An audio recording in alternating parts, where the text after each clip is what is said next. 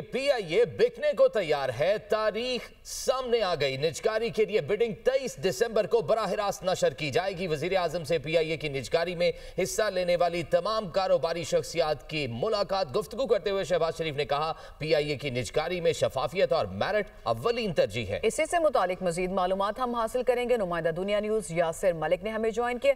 जी यासिर, क्या मालूमात है, क्या पेशरफ्त हुई सिलसिले में मजीद?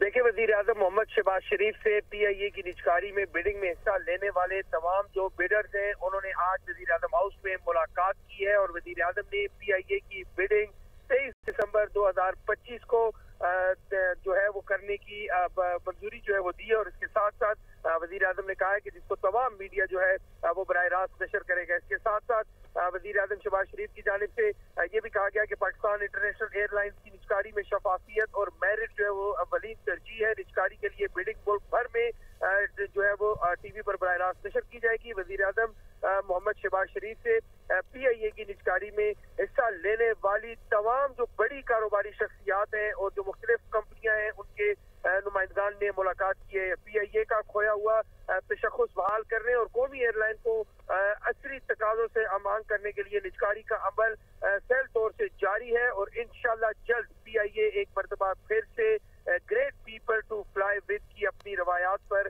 पूरा जो है वो उतरेगी। वज़ीर आज़म शहबाज शरीफ ने यह भी कहा कि PIA की निजकारी के अमल में शफाफियत और मेरिट को यकीनी बना रहे हैं।